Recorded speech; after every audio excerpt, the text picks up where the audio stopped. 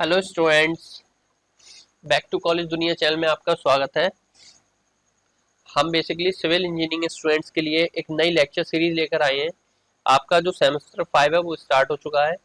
I hope आप लोगों ने पढ़ाई करना स्टार्ट कर दिया होगा, बिकॉज मैंने आपको जब सिलेबस डिस्कस किया था, जो भी स्टूडेंट ने वो वीडियो देखा है उसमें अगर आप देखेंगे तो मैंने आपको इस सेमेस्टर का इम्पोर्टेंस बताया है। ये जो सेमेस्टर है आपका, ये बहुत ही ज़्यादा इम्पोर्टेंट है, बिकॉज आपके जितने भी आने वाले कम्पिटिटिव एग्जाम्स हैं उन सभी में इसके एक एक सब्जेक्ट से क्वेश्चंस आते हैं। तो इसके जो भी सारे सब्जेक्ट्स हैं टेक्निकल के, वो सारे ही बहुत इंपॉर्टेंट है। ओवरऑल ये आपका semester is very very important. So I hope आपने वो वीडियो देखा होगा, और जिस भी स्टूडेंट ने वो वीडियो नहीं देखा है तो उसको मैं इसका जो वीडियो का लिंक है वो डिस्क्रिप्शन बॉक्स में प्रोवाइड करा दूंगा, है ना, या कमेंट बॉक्स में प्रोवाइड करा दूंगा। चलिए, अब देखिए आप सिलेबस वहां से कैरी कर लीजिए। और बाकी आज मैं बेसिकली आपका जो सब्जेक्ट लेकर आया हूँ दैट इज जियोटेक इंजीनियरिंग, और मैंने आपको इसका वेटेज भी बताया था। चाहे आईएएस हो, चाहे गेट हो, चाहे एसएससी जेईई हो, इवन योर सेमेस्टर एग्जाम में भी इसका अच्छा खासा वेटेज है, ठीक है। और देखिए ये सब्जेक्ट थोड़ा सा टफ है, बिकॉज इसमें आपका बेसिकली मैं बताऊं तो ये ना तो फुल्ली थ्योरेटिकल सब्जेक्ट है और ना ही पूरा एनालिटिकल है। इसमें ना आपको थ्योरी भी पढ़नी है एज वेल एज आपको न्यूमेरिकल भी करने हैं, ठीक है। तो ये दोनों सब्जेक्ट, मतलब इस सब्जेक्ट में ये दोनों चीज़ है आपको देखने को मिलेंगी, ठीक है। तो जियोटेक में अगर हम स्टार्ट करें तो मैं एक बार आपको अब मैं देखिए यहाँ से आज में लेक्चर नंबर 1 है, तो बेसिकली हम यूनिट 1 से स्टार्ट करेंगे। और यूनिट 1 2 3 4 5 इस तरीके से हम जिस तरीके से सिलेबस में यूनिट दे रखी है अकॉर्डिंग टू सिलेबस हम चलने वाले हैं AKTU के, ठीक है। और मैं यहाँ पर कोशिश करूंगा कि आपको सारी वीडियोस प्रोवाइड कराऊं और पूरा सिलेबस कवर करूंगा, ठीक है। बस आप हमारा साथ दीजिए, इस चैनल पे बने रहिए, और भी स्टूडेंट्स को इसको शेयर करिए। जो भी स्टूडेंट्स आपके अलग अलग कॉलेजेस में पढ़ते हो, जो भी सिविल इंजीनियरिंग के स्टूडेंट हो और आपके फ्रेंड्स हो, कलीग्स हो, उन सबको बेटा ये शेयर कर दो बस आप वीडियो। चलिए, तो अब हम स्टार्ट करते हैं। और चलिए, देखिए सबसे पहले मैं आपको सिलेबस दिखाऊंगा, ठीक है। सबसे पहले जो जियोटेक इंजीनियरिंग है, बेसिकली ये आपके दो पार्ट से मिलकर बना है। अगर मैं इसकी बात करूं, इसमें पहला पोर्शन जो आता है वो सॉइल मैकेनिक्स का आता है, ठीक है। और जो सेकंड पोर्शन आता है वो आता है आपका फाउंडेशन इंजीनियरिंग का।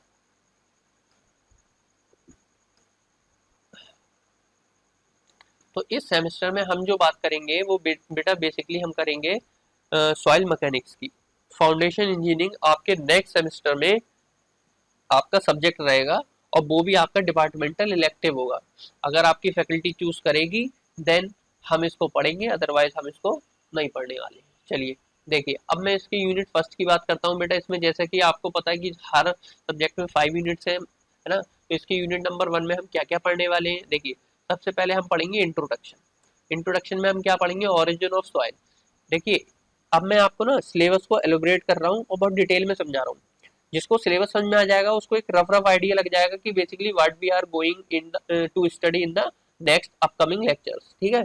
हम आने वाले लेक्चर्स में क्या पढ़ने जा रहे हैं इसका आपको एक आइडिया लग जाएगा किससे, सिलेबस से। देखो मैं आपको सारी चीज समझा रहा हूँ क्या क्या हम पढ़ने जा रहे हैं। देखिए, ये जो आपका सब्जेक्ट है इसमें हमने पहला पार्ट बताया आपको सॉइल मैकेनिक्स। तो बेसिकली इसमें हम पढ़ेंगे कि सॉइल होती क्या है, मिट्टी।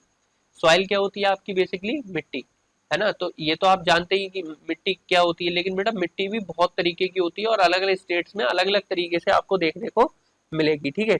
इसीलिए हमें आज इसका स्ट्रक्चर पढ़ेंगे बेसिकली, है ना।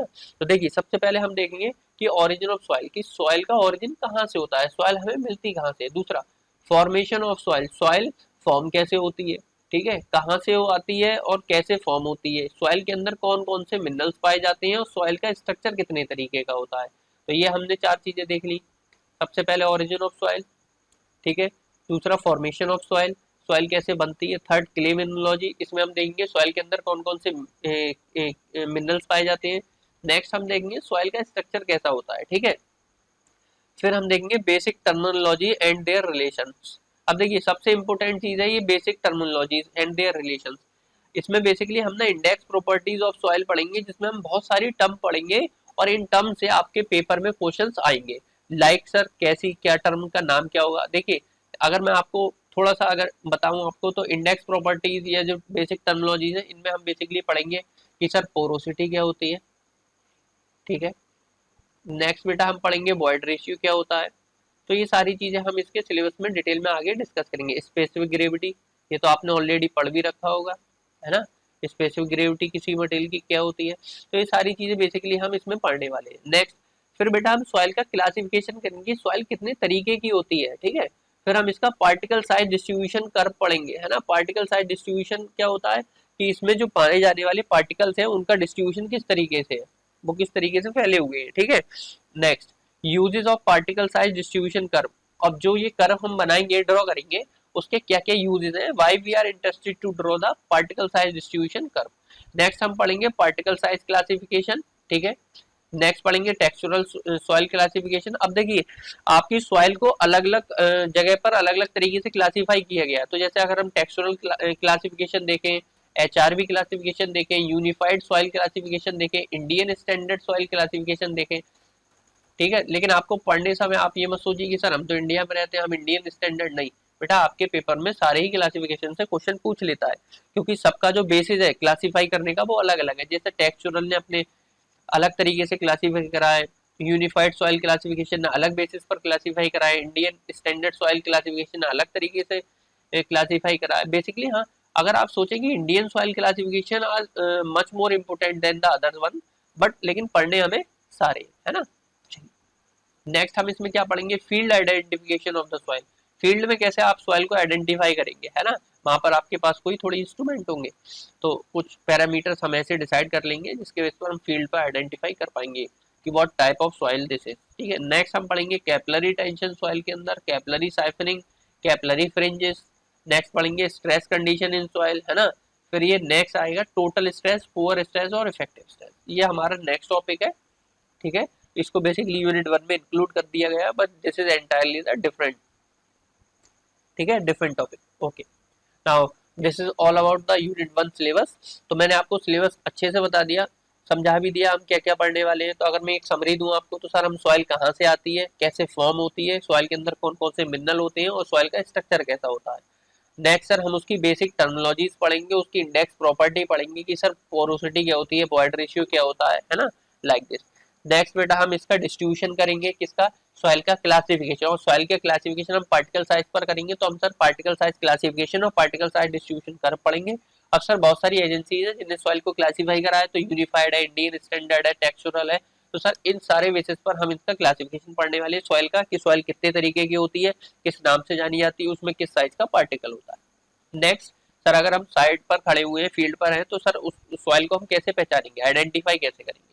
नेक्स्ट सर कुछ टर्मिनोलॉजीज हैं कि कैपिलरी क्या होती है, कैपिलरी टेंशन, कैपिलरी फ्रिंजेस, ये सब सॉइल में हमें कैसे देखने को मिलती है। और सर नेक्स्ट सॉइल पर लगने वाला जो लोड होता है उसकी वजह से आने वाली जो स्ट्रेस है उसको हम पढ़ेंगे, जिसमें हम सर टोटल स्ट्रेस, पोर वाटर प्रेशर और इफेक्टिव स्ट्रेस। बेसिकली अगर हम बात करें टोटल जो है हमारी, ये तो टोटल तो नाम से ही पता चल रहा है, लेकिन सर जो पुअर प्रेशर है ये क्या है सर, ये हमारे सॉइल के अंदर मौजूद जो वाटर होता है उसकी वजह से सॉइल पर जो प्रेशर लगता है, that is called poor pressure.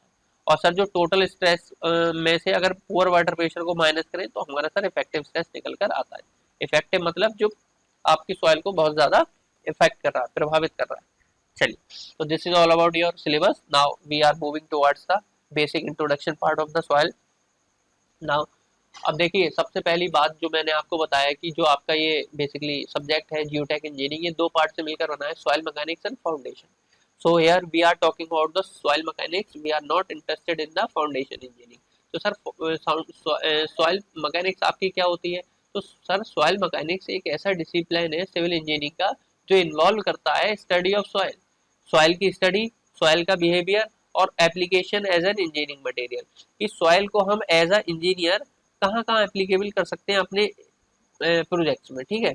तो सर सॉइल मैकेनिक्स का अगर हम देखें यहाँ पर क्या लिखा है, soil mechanics is the discipline, है ना, discipline of civil engineering involving the study of soil and its behaviour and application as an engineering material. Soil को as a engineer material, engineering material हम कहाँ पर किस तरीके से एप्लीकेबल कर सकते हैं, सॉइल का क्या बिहेवियर होगा और सॉइल की स्टडी, ये सब सर हम किस में पढ़ने वाले हैं, सॉइल मैकेनिक्स में। तो बेसिकली अपना सब्जेक्ट समझ में आ गया। अब देखिए इसमें क्या है, basically soil is, soil mechanics, देखिए अगर मैं आपसे प्रैक्टिकली बात करूं तो आपने देखा है कि आपकी दुनिया की जितनी भी बिल्डिंग्स हैं वो सब किस पर स्टैंड हो रही हैं, सर वो सारी बिल्डिंग जो है वो सारी हमारी सॉइल के ऊपर खड़ी हुई है। अगर कभी रोड बनते हुए भी देखा है तो उसकी जो सबसे बॉटम लेयर होती है वो किसकी होती है सर, सॉइल की होती है। तो सॉइल से मजबूत तो कोई दुनिया में कोई चीज है ही नहीं, कोई भी मटेरियल सॉइल से ज्यादा परफेक्टली स्ट्रेंथ है ही नहीं सर किसी की। लेकिन सर उसको ना हमें ट्रीट करना पड़ता है स्ट्रेंथ देने के लिए, उसको प्रिपेयर करना पड़ता है, उसमें बहुत सारी टेक्निकल मतलब एडवांसमेंट करने पड़ते हैं, उसमें बहुत सारी सर टर्मिनोलॉजीज हैं जो हमें पता होनी चाहिए उसको स्ट्रेंथन करने के लिए। तो basically soil is one of the best material in the world, ठीक है, जिसके ऊपर अब आप देखो पूरी दुनिया ही सॉइल के ऊपर टिकी हुई है।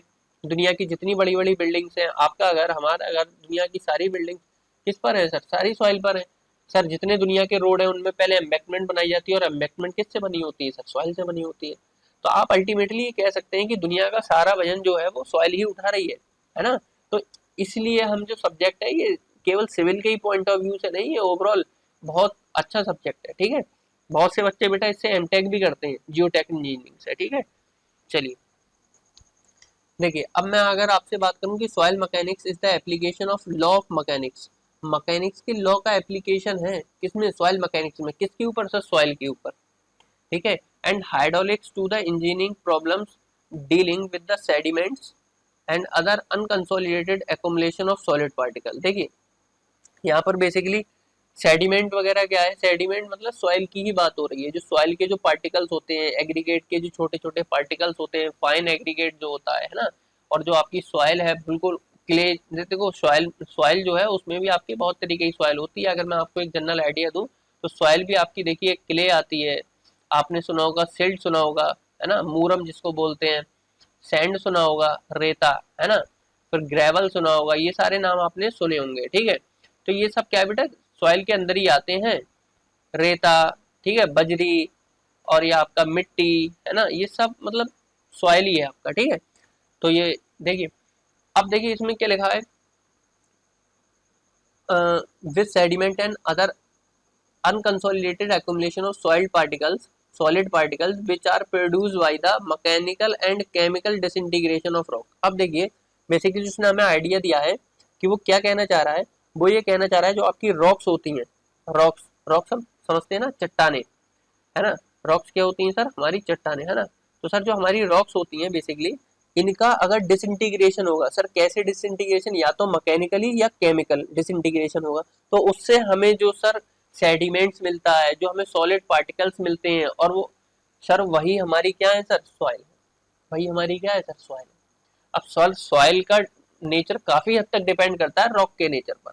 क्यों, क्योंकि सर जो पेरेंट रॉक है, जिस रॉक से, पेरेंट रॉक मतलब जिस रॉक से आपकी मिट्टी बनकर आ रही है, बेसिकली काफी सारा जो डिपेंड करेगा सॉइल का नेचर वो उस रॉक पर निर्भर करने वाला है।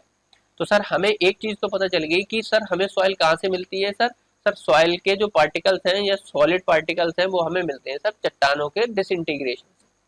अब डिसइंटीग्रेशन सर कैसे होगा वो अभी हम आगे देखेंगे, ठीक है। चलिए, तो सर पहली चीज हम पता चल गई कि अगर हम यहाँ से देखें कि ओरिजिन ऑफ सॉइल, तो ओरिजिन ऑफ सॉइल में सर हमने पता कर लिया कि रॉक से सर हमें मिलता है। चलिए अब हम बात करते हैं फॉर्मेशन ऑफ सॉइल की। तो देखिए इसमें इंट्रोडक्शन वाला पोर्शन यहाँ से स्टार्ट होता है। क्या लिखा है, soil consist of multi phase aggregation of solid particles, water and air. Basically अगर मैं सॉइल की बात करूं तो सॉइल में आपकी तीन चीजें होंगी बेटा, देखिए एक तो एयर होगी, हवा होगी, दूसरा पानी होगा, वाटर होगा, और सर थर्ड हमारा सॉलिड पार्टिकल्स होंगे। क्या होगा बेटा, थर्ड हमारे सर सॉलिड पार्टिकल्स होंगे। Is that clear. तो सर यहाँ पर अगर हम देखें सॉइल में, तो सॉइल में सर सबसे बॉटम में अगर हम ये देखें तो सर ये तो हमारे सॉलिड पार्टिकल्स हो गए, लेकिन सर उसके ऊपर जस्ट हमारा क्या होगा सर, पानी होगा यहाँ पर, और सर सबसे नीचे क्या होगा सर हमारा, सर सॉरी सबसे ऊपर क्या होगा सर, ये हमारे एयर होगी। Is that clear. तो सर सॉइल के अंदर तीन चीजें हैं मेनली सर, हमारा कंसर्न किससे है सर, हमारा कंसर्न तीनों से ही है, ठीक है। चलिए, तो मल्टी फेज है, multi phase aggregation of solid particle, water and air. तो जो आपकी सॉइल का, अब देखिए किसी सॉइल में पानी ज्यादा होगा, किसी सॉइल में पानी कम होगा, किसी सॉइल में एयर होगी, किसी सॉइल में एयर कम होगी, ज्यादा होगी, या कभी कभी ऐसा होगा कि आपकी सॉइल में पानी होगा ही नहीं तो वो ड्राई सॉइल हो जाएगी, है ना, किसी सॉइल में आपका एयर ही नहीं होगी, ठीक है। तो ये सारी कंडीशंस है बेसिकली। तो इनके एग्रीगेशन से मतलब मल्टी फेज मतलब बहुत सारे फेज हैं। कैसे फेज हैं सर, सर एक फेज ये भी हो सकता है सॉलिड पार्टिकल है और केवल वाटर है, एयर नहीं है। सर एक फेज ये भी हो सकता है एयर है और सॉलिड पार्टिकल है, वाटर नहीं है। ठीक है, लेकिन ऐसा क्या कोई फेज होगा जिसमें सॉलिड पार्टिकल नहीं, केवल एयर और वाटर है? नहीं सर, ऐसा पॉसिबल नहीं है, बिकॉज फिर वो सॉइल ही नहीं रही ना। अगर सॉलिड पार्टिकल ही नहीं है तो बेटा क्या वो सॉइल रही? नहीं सर। ठीक है, फिर तो वो पानी और हवा है। कहते नहीं है हवा हवा, हवा हवा। ठीक है, वही चीज। ठीक है, चलिए ना, अब देखिए दिस फंडामेंटल कंपोजिशन, कौन सा फंडामेंटल? ये एयर, वाटर और सॉलिड पार्टिकल्स का, give rise to the unique engineering properties and the description of its mechanical behaviour required some of the most classic principle of engineering mechanics. वो ये कह रहा है, ये जो आपका फंडामेंटल, ये जो आपको दिख रहा है ना, ये फंडामेंटल आपका कंपोजिशन, जिसमें आपके तीन चीजें हैं। ठीक है, वो राइज दे रहा है, gives rise to the unique properties. यही आपकी तीन चीजें मिलकर अलग अलग अमाउंट में इकट्ठी होंगी और अलग अलग सॉइल प्रॉपर्टीज, इंजीनियरिंग प्रॉपर्टीज देने वाली है किसको? सॉइल को। ठीक है, तो अब जैसे डिपेंड करेगा मैकेनिकल बिहेवियर सॉइल का कि उसमें कितना पानी है या उसमें कितनी एयर है या उसमें सॉलिड पार्टिकल है, तो सर वो किस नेचर के हैं, कितने फाइन है, कितने कोर्स हैं, कितने बड़े हैं, कितने छोटे हैं। तो ये सारी चीजें मिलके सॉइल की प्रॉपर्टीज को अलग अलग करती चली जाएगी। तो बेसिक जो सॉइल का है वो फंडामेंटल कंपोजिशन यही है, एयर, वाटर और सॉलिड पार्टिकल। इंसान की तीन जरूरत है, रोटी, कपड़ा, मकान। इसी तरीके से यहाँ पर सॉइल की तीन जरूरत है, एयर, वाटर और सॉलिड पार्टिकल्स। अब ये बदल सकते हैं। ठीक है, हाँ, अकॉर्डिंग टू द नीड। चलिए अब देखिए, बीइंग अ इंजीनियर आपका कंसर्न क्या है? आप किस चीज से कंसर्न रहेंगे? तो engineers are concern with the soil mechanical properties. Engineer को सॉइल की मैकेनिकल प्रॉपर्टीज से बहुत ज्यादा कंसर्न रहेगा, बहुत ज्यादा इंटरेस्टेड रहेंगे। सर कौन कौन सी? सर एक तो परमेबिलिटी, दूसरी सर स्टिफनेस और तीसरी सर स्ट्रेंथ। ठीक है, तो परमेबिलिटी क्या है? सर परमेबिलिटी है कि सॉइल अपने अंदर से कितना पानी को अलाउ करेगी पास ऑन होने के लिए। ठीक है, कि मतलब जैसे सपोज करिए एक एंड से आपने सॉइल के पानी को अलाउ किया और दूसरे एंड से निकल पा रहा है या नहीं निकल पा रहा है, दिस इज कॉल्ड परमेबिलिटी। ठीक है, तो परमेबिलिटी आपकी सॉइल की वो एबिलिटी है कि जो वो अपने अंदर से पानी को, लिक्विड को परमेबल कर सके। जरूरी नहीं है पानी, कोई और भी लिक्विड। ठीक है, इसी तरीके से स्टिफनेस क्या है? सर स्टिफनेस को हिंदी में बोलते हैं दृढ़ता, है ना, कितना कठोरपन है ना, कितना दृढ़ है। स्ट्रेंथ सर उसकी ताकत, compressive strength, may be shear strength. अब देखिए सॉइल में हम मोर कंसर्न होते हैं शेयर स्ट्रेंथ से, है ना। आप सॉइल में कहीं पर भी ज्यादा नहीं सुनेंगे कि टेंसाइल स्ट्रेंथ या कंप्रेसिव स्ट्रेंथ। क्यों? उसके रीजन है वो आपको आगे समझ में आएंगे। ठीक है, तो शेयर, जो आपकी सॉइल है उसका जो जनरल फेलियर होता है वो शेयर में होता है, इसीलिए we are more concern about the shear strength of the soil. चलिए, अच्छा ये जो सर प्रॉपर्टीज है, mechanical properties, these depend primarily on the nature of the soil grains. Soil के जो ग्रेन्स है, ग्रेन्स मतलब छोटे छोटे पार्टिकल्स, उन पर डिपेंड करेगा। क्या सर? ये जो प्रॉपर्टी है कौन सी? परमेबिलिटी, स्टिफनेस और स्ट्रेंथ। कैसे सर? एक एग्जांपल दीजिए। देखिए अगर मैं आपसे परमेबिलिटी की बात करूं तो परमेबिलिटी मैंने क्या बताया sir? Ability to pass the water. ठीक है, या ability to pass the liquid from their whole structure. ठीक है, अपने अंदर से पानी को या लिक्विड को पास करने की एबिलिटी इज कॉल्ड परमेबिलिटी। आप मुझे बताइए, जब कोर्स पार्टिकल होंगे तब ज्यादा परमेबल होगा या जब फाइन पार्टिकल होंगे तब ज्यादा परमेबल होगी सॉइल? अभी देखिए आपके खुद समझ में आ जाएगा। ठीक है, तो सर हमें तो ये समझ में आ रहा है सर कि कोर्स पार्टिकल होंगे तो उसकी परमेबिलिटी ज्यादा होगी सर फाइन के रेस्पेक्ट में। तो सर कोर्स पार्टिकल की परमेबिलिटी ज्यादा है, तो सर ये कैसे समझ में आया? ये सर हमें साफ साफ समझ में आ रहा है कि सॉइल के ग्रेन पर डिपेंड कर रही है। तो यही तो चीज उसने बोली है कि as the size increases the property will change. Here अगर हम बात करें परमेबिलिटी की, तो permeability sir will be more for the coarse grain particle. ठीक है, चलिए, तो बस ये जस्ट एग्जांपल दिया समझाने के लिए, बाकी चीजें हम डिटेल में आगे पढ़ेंगे। ठीक है, नाउ अभी हम बेटा इंट्रोडक्शन पढ़ रहे हैं, इसीलिए ज्यादा डिटेल में हम चीजें नहीं पढ़ने वाले। अच्छा, और किस चीज पर डिपेंड करेगी सर प्रॉपर्टीज? ये जो प्रॉपर्टीज है परमेबिलिटी वगैरह, है ना सर, ये करेगी करंट स्ट्रेस पर, कि अभी उसके ऊपर कितना लोड आ रहा है और उसकी वजह से कितनी स्ट्रेस आ रही है। नेक्स्ट सर डिपेंड करेगी वाटर कंटेंट की, उस सॉइल के अंदर पानी की मात्रा कितनी है। और सर नेक्स्ट डिपेंड करेगी यूनिट वेट, कि सॉइल का जो यूनिट वेट है वो है क्या, है ना। तो यूनिट वेट तो आपको पता ही होगा, है ना, यूनिट वेट तो पता होगा ना, फ्लूइड मैकेनिक्स में पढ़ेंगे आप क्या होता है। वैसे भी इंटर में भी आपने पढ़ा होगा, है ना, 12th में पढ़ा होगा, वेट अपॉन वॉल्यूम, है ना, वेट अपॉन वॉल्यूम। किसी भी मटेरियल का वेट और divide by volume of that material. ठीक है, चलिए नेक्स्ट आगे बढ़ते हैं बेटा इस स्लाइड के बाद। नेक्स्ट देखिए, अब बेटा अगर हम बात करें कि सर आपने बताया कि हमारी जो सॉइल है that is forming from the rock, तो सर कितने तरीके की रॉक होती हैं? तो सर रॉक हमारी 3 तरीके की होती हैं। कौन कौन सी बेटा? 8th क्लास में पढ़ा होगा ना, 8th 9th में। सेडिमेंट्री सर, इग्नियस और मेटामॉर्फिक। सर इग्नियस रॉक कौन सी होती है? इग्नियस है ना, शायद हिंदी में आग्नेय चट्टाने बोलते हैं शायद, आई एम नॉट कंफर्म। ठीक है, तो सर ये जो इग्नियस रॉक्स होती हैं ये फॉर्म्ड होती हैं crystallization bodies of the cooled magma. ठीक है, जो आपका मैग्मा होता है, देखिए जब आपका वोल्केनिक इरप्शन होता है तो उससे एक लिक्विड पदार्थ निकलता है गला हुआ, ठीक है, जिसका टेम्परेचर बहुत हाई होता है, और वो सर वो क्या होता है अर्थ पर जब आ जाता है और धीरे धीरे ठंडा होता है, तो ठंडा होने के बाद सर आपका वो क्या बना देता है? रॉक बना देता है, और उससे बनी हुई जो रॉक होती है that is called igneous rock. Is that clear? ठीक है सर। नेक्स्ट सेडिमेंट्री रॉक होती है, ये क्या होती है? Formed from layer of cemented sediments. अब इसमें क्या होता है बेटा, इसमें ना लेयर्स बाय लेयर ये जमती है ना, सीमेंटेड मटेरियल की एक लेयर, फिर सर दूसरी लेयर, फिर सर तीसरी लेयर, फिर के चौथी लेयर। ये आपको इसका कंपोजिशन इस तरीके से लेयर बाय लेयर देखने को मिल जाएगा सर, पहली लेयर, दूसरी लेयर, तीसरी लेयर, चौथी। तो ये सर लेयर्ड कंपोजिशन होता है, इसमें number of layers you can see. But sir igneous rock में क्या देखने को मिलेंगे? सर नहीं, नो सर, इग्नियस रॉक में आपको इस तरीके से अलग अलग लेयर फॉर्मेशन देखने को नहीं मिलेगा, बिकॉज सर ये कोल्ड मैग्मा होता है जो कि आपका वॉल्केनिक इरप्शन से अर्थ पर आता है। ठीक है, नेक्स्ट। अब सर सेडिमेंट्री हमने देख ली है ना, मेटामॉर्फिक की बात करें सर हम, तो मेटामॉर्फिक रॉक जो होती है वो आपके इन दोनों टाइप की रॉक के अल्ट्रेशन से बनती है। सर क्या मतलब? कुछ सर इग्नियस रॉक ही सर कन्वर्ट हो जाती है मेटामॉर्फिक में, या सर कुछ सेडिमेंट्री रॉक कन्वर्ट हो जाती है मेटामॉर्फिक में।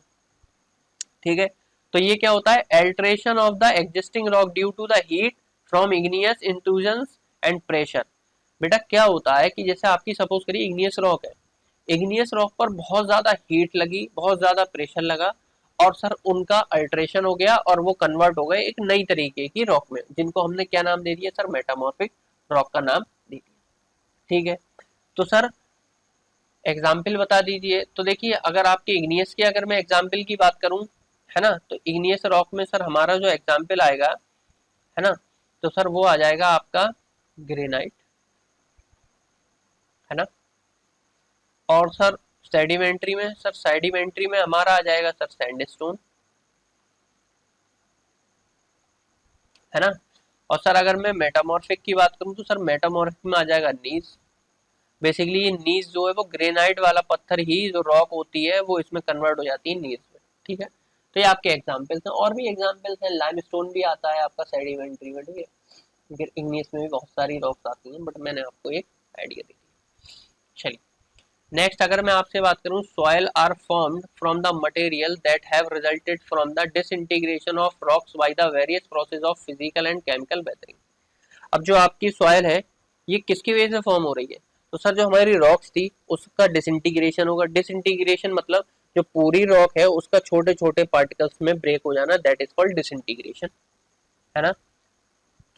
तो डिसइंटीग्रेशन क्या है sir? To break down into the smaller particle by various process. कौन कौन से प्रोसेस होते हैं सर? सर दो प्रोसेस है मेनली, फिजिकल और केमिकल वेदरिंग, है ना। वेदरिंग क्या है बेसिकली? देखिए मैंने अभी आपको ऊपर बताया कि टेम्परेचर आ रहा है, बहुत सारा हीट हो रही है आपकी सनलाइट में रॉक, फिर सर वाटर भी आ रहा है उस पर, है ना, तो सर प्रेशर भी आ रहा है बहुत सारा, तो सर ये सब क्या करता है? रॉक को डिसइंटीग्रेट होने पर मजबूर कर देता है। ठीक है, तो आपकी जो रॉक है वो बेसिकली डिसइंटीग्रेट हो जाती है छोटे छोटे पार्टिकल्स में। अब देखिए यहाँ पर क्या है, the nature and structure of a given soil depend on the process and condition that formed it.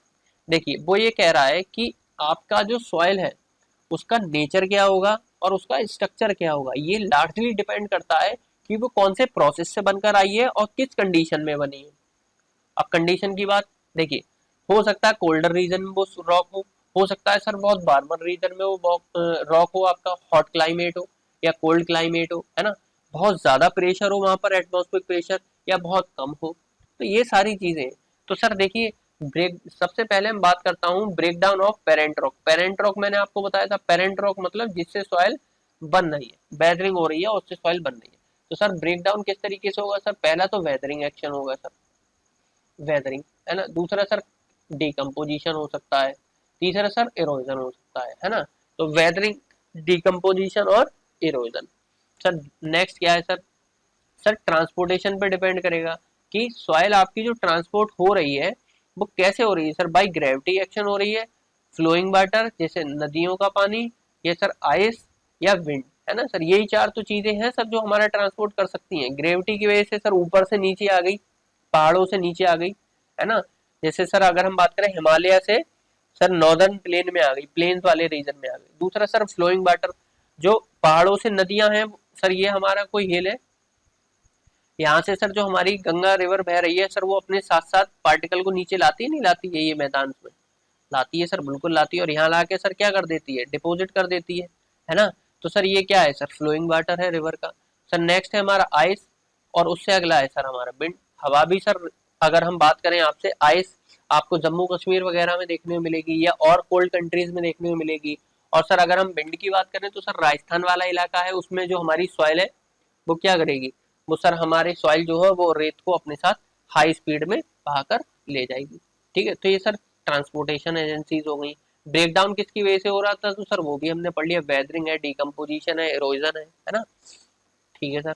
Next sir क्या है, environment of the final deposition. ठीक है, कि फ्लड प्लेन है, रिवर टेरेस है, ग्लेशियल मोरेन है, या लेगोस्ट्राइन है, या मैरेन है। देखिए, अब लेगोस्ट्राइन का मतलब यहाँ से है लेक, झील से आपका, किससे मतलब है सर, झील से। मराइन का मतलब किससे, मैराइन का सर समुद्र से, है ना। तो सर समुद्र किनारे भी सॉइल होती है, झील में भी सर सॉइल होती है ना, लेक्स में भी होती है, रिवर में भी होती है, रिवर का जो बॉटम है ना। तो ये सारी चीजें। अब देखिए हम बात करते हैं सर, जो आपने वेदरिंग की बात करी थी उसमें हम सर वेदरिंग की बात करते हैं, क्योंकि ये हमारा मेन रीजन है कि जिससे हमारा जो रॉक है वो ब्रेक डाउन हो रहा है, और ब्रेक डाउन होने के बाद सर क्या हो रहा है, उससे हमें सॉइल मिल रही है। तो रॉक का ब्रेक डाउन हो रहा है किसमें सर, सॉइल में। कैसे हो रहा है सर, दो फिजिकल वेदरिंग, वो दो वेदरिंग है, सबसे पहला फिजिकल और दूसरा सर हमारा केमिकल।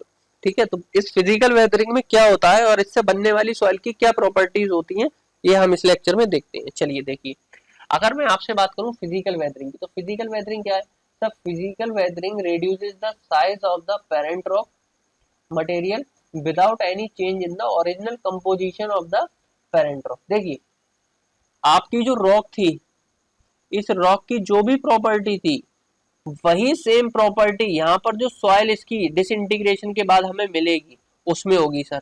तो सर फिजिकल वेदरिंग में आपके सॉइल की प्रॉपर्टी चेंज नहीं होती है, बस साइज चेंज हो जाता है। जो रॉक है आपका, ये टूट टूट कर क्या होता है सर, मिट्टी बन जाती है, मिट्टी बन जाती है। बात समझ में आ गई, है ना। तो sir physical weathering does not change the original composition. Original composition का मतलब आप समझ रहे हैं सर, जो मिनरल आपके रॉक में पाए जाएंगे वही सेम मिनरल आपके किस में पाए जाएंगे सर, सॉइल में पाए जाएंगे। मिनरल में कोई चेंज नहीं होगा, कोई केमिकल प्रोसेस नहीं होगा सर, बस एक ही काम होगा, फिजिकल वेदरिंग से इतना हीट हो जाएगा कि वो चटक जाएगा, इतना प्रेशर पड़ जाएगा कि वो छोटे छोटे टुकड़ों में ब्रेक हो जाएगा, और पानी आएगा उसको अपने साथ बहा कर ले जाएगा, या हवा आएगी और अपने साथ उसको बहाकर ले जाएगी। तो इस तरीके से आपका सॉइल का फॉर्मेशन फिजिकल बेहतरीन से हो जाएगा सर। Is that clear. अब सर फिजिकल और मैकेनिकल प्रोसेस बात एक ही है, taking up place on the earth surface and include the action of water, Frost and temperature changes and wind and ice. Sir जो फिजिकल वेदरिंग है ये हमारा अर्थ के सरफेस पर होता है, वो तो सर हमें पता ही है, अर्थ के सरफेस पर होगा, टॉप सरफेस जिसको हम क्रस्ट बोलते हैं। सर इसमें कौन कौन से एक्शन इन्वॉल्व होते हैं सर, इसमें वाटर अपना एक्शन करता है, पानी से भी सर वो टकराती है रॉक, फ्रॉस्ट एक्शन होता है ना, जमती है रॉक, बहुत ज्यादा टेम्परेचर राइज वो डाउन हो जाता है तब जम जाती है, टेम्परेचर चेंजेस हो जाते हैं बहुत ज्यादा, सर्दियों में टेम्परेचर माइनस में चला गया, गर्मियों में सर प्लस में आ गया 27, 30, 40। तो सर बहुत ज्यादा टेम्परेचर वेरिएशन की वजह से आप देखेंगे कि चीजें चटक जाती हैं। सर विंड, हवा बहुत तेज चल रही है उससे प्रेशर आ रहा है सर, आइस जमा हो गई है उसके ऊपर, बर्फ जम गई है सर उससे प्रेशर आ रहा है। तो these are some cumulative we can say factors that affect the physical weathering. ठीक है, फिजिकल वेदरिंग में सर ये सारे प्रोसेस इन्वॉल्व होते हैं, ये सारे एक्शन इन्वॉल्व होते हैं, ये सारी एजेंसीज हैं जो आपके फिजिकल वेदरिंग में मदद करती। नेक्स्ट इसके बाद क्या है, they cause disintegration and product are mainly coarse soil. अब फिजिकल वेदरिंग से आपकी जो डिसइंटीग्रेशन होगा उसमें जो सॉइल मिलेगी, जो ये बेसिकली ये वाली है, ये आपकी रॉक थी, है ना। इस रॉक से जो आपकी सॉइल मिलेगी ये बेसिकली कोर्स ग्रेन होगी। कोर्स ग्रेन समझते हो आप, course of fine. Sir course मतलब बड़े बड़े पार्टिकल। कैसे सर? बड़े बड़े पार्टिकल, ठीक है, बड़े बड़े पार्टिकल, ठीक है sir. The main process involve are exfoliation, unloading, erosion, freezing और थोइंग, ठीक है। इसमें जो मेन प्रोसेस होते हैं वो exfoliation, unloading, erosion, freezing, thawing. तो ये सब तो आपको पता है, फ्रीजिंग थोइंग क्या होता है, जमना और फिर पिघलना, इरोजन, है ना, इरोज हो जाना, है ना, ये सारी चीजें। Next, principle cause is climate change, है ना। इसका मेन रीजन है क्लाइमेट चेंज, मतलब कि आपका मौसम का बदलना, है ना। अब देखिए एक्सफोलिएशन में क्या हो रहा है, एक्सफोलिएशन में सर जो आउटर सेल है वो सेपरेट हो जाती है मेन रॉक से, मतलब जो रॉक है उसका जो आउटर सरफेस है वो अलग हो जाएगा। सबसे पहले वो एक्सफोलिएशन कहलाएगा, फिर अनलोडिंग होगी, इरोजन होगा, इरोजन में मतलब आपका जो रॉक है वो टूट टूट के गिरने लगेगी, फिर फ्रीजिंग थोइंग होगी। तो ये सारी चीजें होती हैं इसमें सर। भारी हैवी रेन भी होती है, हैवी विंड भी, इसकी वजह से इरोजन होता है। तो ये सारी चीजें हमें देखने को मिलेगी। चलिए अब हम बात करते हैं केमिकल वेदरिंग की। तो केमिकल वेदरिंग क्या है सर? सर हमने फिजिकल तो पढ़ ली, उसमें सर कोई भी केमिकल रिएक्शन नहीं हो रही है, ना ही सॉइल की प्रॉपर्टी चेंज हो रही है। जो पेरेंट रॉक की प्रॉपर्टी है वही हमारी सर सॉइल की प्रॉपर्टी। और सर इसमें कौन कौन से फैक्टर होते हैं? सर इसमें टेम्परेचर होता है, वाटर होता है, आइस होती है और विंड होती है, और ये सारी चीजें होती हैं, ठीक है। अब इसके बाद अगर हम बात करें तो केमिकल वेदरिंग, केमिकल वेदरिंग में अगर हम बात करें तो कौन कौन सा प्रोसेस है? तो केमिकल वेदरिंग में अगर हम देखें तो क्या होता है, तो देखिए सबसे पहले अगर हम बात करें केमिकल वेदर होता क्या है, तो देखिए केमिकल वेदरिंग में केवल आपकी जो रॉक्स है वो केवल ब्रेकअप नहीं होती है, इसके साथ साथ वो छोटे छोटे पार्टिकल में ब्रेक हो जाएगी और एल्टर कर देगी the nature of the original parent rock. मतलब देखिए सर हमने जो पढ़ा था फिजिकल वेदरिंग में, ये पढ़ा था कि जो आपका रॉक का नेचर है वही सेम नेचर आपकी सॉइल का होगा, लेकिन सर केमिकल वेदरिंग में ऐसा नहीं होगा। केमिकल वेदरिंग में सर हमारी जो सॉइल है वो केवल ब्रेकअप नहीं होगी छोटे छोटे पार्टिकल, बल्कि उसका जो नेचर होगा वो भी सर चेंज हो जाएगा। सर नेचर क्यों चेंज हो जाएगा? क्योंकि इसमें कुछ केमिकल प्रोसेस होंगे। सर कौन कौन से केमिकल प्रोसेस होंगे? सर पहला होगा हाइड्रेशन, दूसरा होगा ऑक्सीडेशन और तीसरा होगा सर कार्बोनेशन। सर ये जो तीन प्रोसेस हैं ये सर सॉइल की प्रॉपर्टीज को चेंज कर देंगे। बेसिकली वी कैन से कि minerals are got change by this process. तो सर इस प्रोसेस से हमारे मिनरल्स में इफेक्ट पड़ेगा और मिनरल्स हमारे चेंज हो जाएंगे, जिसकी वजह से हमारी सर जो सॉइल है उसकी जो केमिकल प्रॉपर्टीज हैं, ये प्रॉपर्टीज हम कह सकते हैं, केमिकल नहीं कहिए वो बहुत ज्यादा डिटेलिंग हो जाएगा।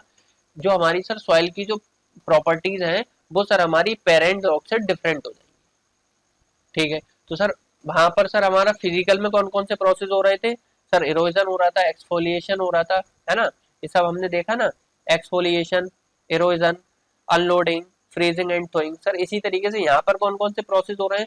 सर हाइड्रेशन हो रहा है, ऑक्सीडेशन हो रहा है और कार्बोनेशन हो रहा है, ठीक है।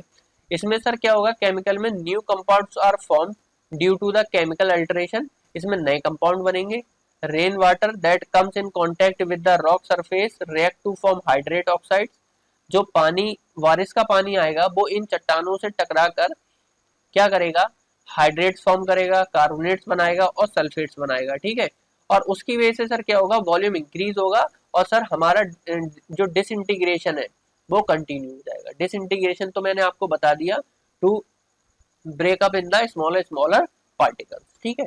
और सर और भी बहुत सारे रीजन है, जैसे सर लीचिंग हो सकता है, water soluble material are washed away from the rock, है ना। लीचिंग में बेसिकली पानी इकट्ठा हो जाएगा, जिसकी वजह से क्या होगा, जो पानी जो रॉक के मिनरल है वो पानी में मिल जाएंगे और पानी मिलने के साथ साथ सर जैसे ही पानी डिस्पेट होगा जो ग्राउंड वाटर टेबल में जमीन के अंदर जाएगा तो उसके मिनरल भी उसके साथ चले जाएंगे सर। तो ऐसे सर हमें मिनरल में चेंजेस देखने को मिलेगा, ठीक है। रॉक अपने जो सीमेंटिंग प्रॉपर्टीज है उसको लूज कर देगी लीचिंग की वजह से। लीचिंग क्या है सर? लीचिंग में बेसिकली लीचिंग को अगर मैं आपसे कहूँ कि जैसे पानी एक जगह इकट्ठा कर देना और कुछ हाइट उसकी मेंटेन करना पानी की, उससे क्या होगा सर, जो रॉक के अंदर मिनरल्स होंगे वो धीरे धीरे पानी में मिलने लगेंगे और जैसे ही पानी सर डिसिपेट होगा, जमीन में घुसने लगेगा, जमीन में जाने लगेगा, ग्राउंड वाटर टेबल से मैच होने लगेगा, तो सर उसके पार्टिकल भी वहां से चले जाएंगे और उसकी प्रॉपर्टी चेंज हो जाएगी, ठीक है। यहाँ तक क्लियर है? चलिए अच्छा, जो अब देखिए आपने फिजिकल वेदरिंग से बनने वाली सॉइल का नेचर कैसा देखा था सर, कोर्स था वहां पर हमारा। सर कैसा नेचर था, ये मैंने लिखा है आपको, कोर्स नेचर था, मतलब बड़े बड़े पार्टिकल्स थे। किससे सर, फिजिकल से। बट सर यहाँ पर अगर मैं आपसे बात करूं केमिकल से, तो केमिकल से हमारे जो पार्टिकल्स बनते हैं वो सर हमारे कैसे होते हैं, फाइन पार्टिकल्स होते हैं। ठीक है, देखिए इसमें लिखा है the result of chemical weathering are generally fine soils with altered mineral grains. इसमें जो एल्टर्ड का मतलब क्या है, एल्ट्रेशन हो गया, चेंज हो जाना, है ना, मिनरल्स में चेंज हो गया सर, है ना, या कुछ मिनरल गायब हो गए, कुछ और ऐड हो गए, या कुछ उनका अमाउंट कम हो गया। ठीक है, तो सर एल्टर्ड मिनरल ग्रेन के साथ हमें फाइन सॉइल देखने को मिलेगी, किससे, केमिकल वेदरिंग से। और सर कोर्स पार्टिकल देखने को किससे मिलेंगे, फिजिकल वेदरिंग से। Now is that clear to all of you, clear है यहाँ तक। अब सर हमने ये देखा था ट्रांसपोर्टेशन एजेंसीज, अगर हम उनकी बात करें तो ट्रांसपोर्टेशन एजेंसी क्या हो सकती है सर, कॉम्बिनेशन हो सकता है। कॉम्बिनेशन मतलब दो चीजें एक साथ, तीन चीजें एक साथ, है ना। कैसे सर, ग्रेविटी हो सकती है, फ्लोइंग वाटर, फ्लोइंग वाटर मतलब रिवर की वाटर की बात हो रही है, रिवर अपने साथ मिट्टी लेकर आती है पहाड़ों से, तो that is called flowing water. ठीक है, और एयर हो सकती है, या मूविंग आइस हो सकती है, जो हमारे पहाड़ों से, ग्लेशियर से जो क्या हो रहा है, जो ग्लेशियर से जो बर्फ पिघल रही है वो भी तो अपने साथ सर सॉइल लेकर आ रही है, तो दैट इज मूविंग आइस। तो सर इनका कॉम्बिनेशन भी हो सकता है, ये खुद अकेले भी हो सकते हैं। क्या क्या sir, gravity, flowing water, air और मूविंग आइस। ठीक है, अब सर ग्रेविटी कैसे है सर, ग्रेविटी का मैंने आपको रीजन बताया था, पहाड़ पर कोई रॉक थी और उसका डिसइंटीग्रेशन हुआ समय के साथ, समय के साथ डिसइंटीग्रेशन हुआ सर, जब वो रॉक थी तब तो वो अपने आप से स्टैंड हो पा रही थी, लेकिन सर जैसे ही उसका डिसइंटीग्रेशन हुआ, अब उसके particle due to the gravitational force they coming down on to the earth surface slowly. ठीक है, ठीक है। अब देखिए अगर अगर किसी सॉइल का वाटर और एयर की वजह से डिसइंटीग्रेशन, वो ट्रांसपोर्टेशन हुआ है, तो सर उसके जो ग्रेन्स होंगे वो बिकम सब राउंडेड एंड राउंडेड, तो उसके जो सर पार्टिकल्स होंगे वो राउंडेड या सब राउंडेड होंगे। ठीक है ना, राउंडेड तो समझते हो ना, गोल गोल इस तरीके से। और सर अगर ग्रेन साइज हम देखें sorted to as form poorly graded deposit. ठीक है, चलिए ये चीज मैं आपको आगे समझाऊंगा। और मूविंग आइस है तो ग्राइंडिंग एंड क्रशिंग अकर्स। अगर देखिए आइस के साथ आपकी सॉइल आ रही है तो उसकी ग्राइंडिंग हो जाएगी, पिस जाएगी, वो क्रशिंग हो जाएगी, दब जाएगी, है ना। चलिए, तो इसकी आपकी वेल ग्रेडेड डिपॉजिट होगा। चलिए ये सब हम आगे देखेंगे। अच्छा, रनिंग वाटर की अगर हम बात करें तो soil in the form of suspended particles और बाई रोलिंग और स्लाइडिंग अलोंग द बॉटम। ठीक है, तो अगर मैं आपसे बात करूं कि आपका जो, एक सेकेंड का, हाँ, अगर मैं आपसे रनिंग वाटर की बात करूं तो आपकी जो सॉइल होगी वो ट्रांसपोर्ट होगी in the form of suspended particle by rolling and sliding along the bottom. देखिए अगर नदी के साथ पानी आपका आ रहा है तो उसमें जो पार्टिकल होंगे वो सस्पेंडेड फॉर्म में होंगे। सस्पेंडेड मतलब आप ऐसे समझिए कि पानी के अंदर जैसे चीनी नमक घोल दी जाता है, तो वो उसमें जब तक मिलता नहीं है तो उसको अगर आप घुमा देंगे तो सस्पेंडेड रहेंगे, है ना। सस्पेंडेड मतलब लटके रहेंगे पानी में। ठीक है, और रोल डाउन करते रहेंगे, स्लाइड डाउन करते रहेंगे, है ना। कोर्सर जो पार्टिकल होंगे, बड़े बड़े जो पार्टिकल होंगे वो तो सेटल हो जाएंगे जब वेलोसिटी कम होगी, लेकिन जो फाइनर पार्टिकल होंगे सर वो तो डिपोजिट होंगे आगे चल के डाउन स्ट्रीम में। डाउन स्ट्रीम मतलब जिस डायरेक्शन में आपकी रिवर बह रही है आगे वहां। ठीक है, चलिए। और सर अगर पानी अगर स्टिल वाटर है, रुका हुआ है, तो horizontal layer of successive sediments are form. एक के बाद दूसरी लेयर, दूसरी के बाद तीसरी लेयर, तो इसको हम बोल रहे हैं सक्सेसिव सेडिमेंट्स फॉर्म हो जाएंगे। ठीक है, और जो समय के साथ चेंज होते रहेंगे। ठीक है, सीजनली या डेली।